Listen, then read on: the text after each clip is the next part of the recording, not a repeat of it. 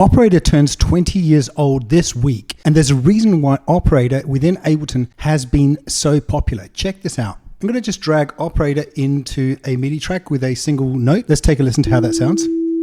So the way Operator works is if you have a stacked algorithm like this, the second oscillator will modulate the first and the third will modulate the second and first, etc. Just like that stack. So in the first oscillator, let's choose a saw D.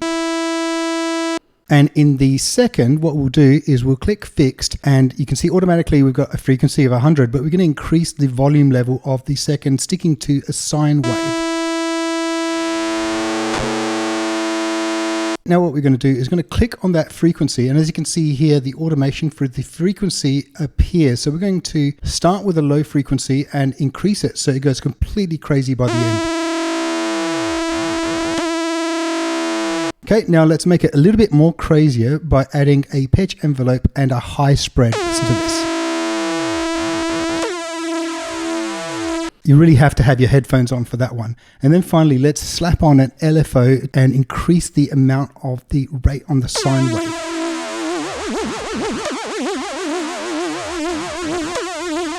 I mean, this thing is absolutely powerful as heck. It's been basically the same for 20 years and it's absolutely brilliant. Thank you, Ableton.